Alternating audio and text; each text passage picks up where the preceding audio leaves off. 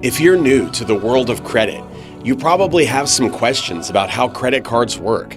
There's a lot to learn when you start using credit cards, and a lack of knowledge can end up costing you money. This beginner's guide will cover all the credit card basics.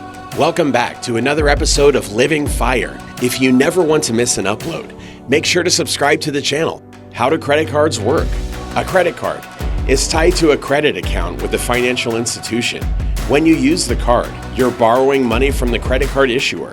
Some cards also let you get a cash advance, although this isn't recommended because of the high fees involved. The amount you owe on a credit card is called the balance. If you make a $100 purchase, your card's balance would increase by $100. Each credit card has a credit limit, which is the maximum amount you can owe the bank at one time. For example, if your card's credit limit is $1,000, then the balance can't exceed that amount.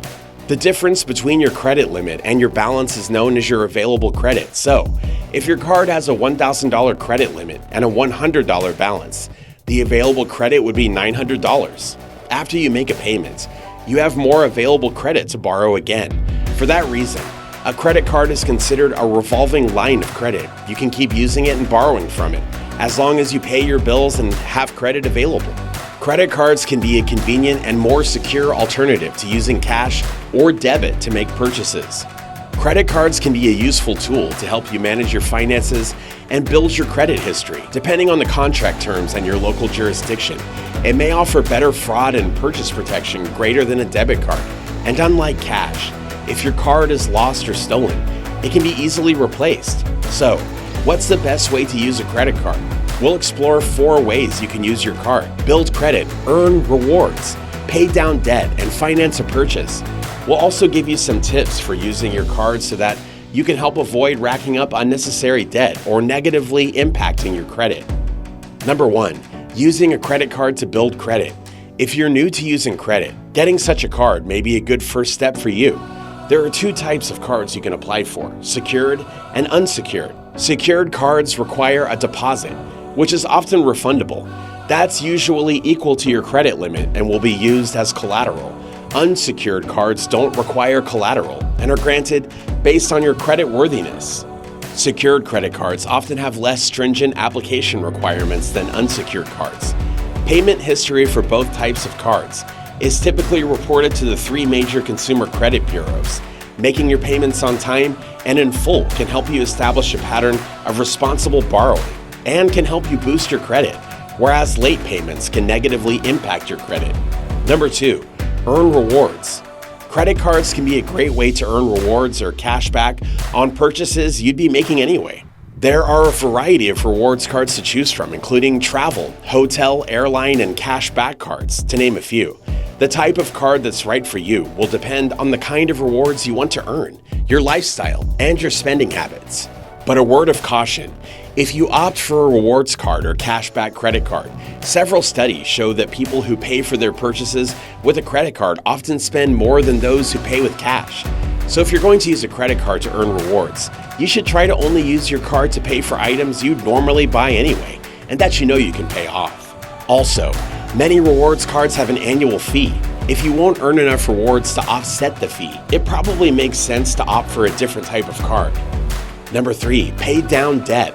Using a credit card for purchases may seem counterintuitive since it's one of the ways people can accumulate debt. But when used strategically, like to take advantage of an introductory 0% APR for balance transfer offers, a credit card can actually help you pay off debt. Many credit cards offer balance transfers with low or no interest for an introductory period. If you transfer high interest debt and pay it off before the promotional period ends, you could save yourself a bundle on interest charges. But this comes with a disclaimer. This is a risk that involves a great management of time, willingness to execute, and reliable income. If you use a credit card to reduce debt, we don't recommend making any additional purchases with that card until you pay off the balance in full. Also, watch out for fees. Some credit card issuers charge a balance transfer fee when you transfer your balance from a different card. So if possible, try to find a card that offers an intro balance transfer fee. Remember, you can always cut these cards up and revert to a debit card or cash alternative to pay down your debt. It's all about knowing yourself and your willingness to refrain from spending. Number 4, finance a purchase.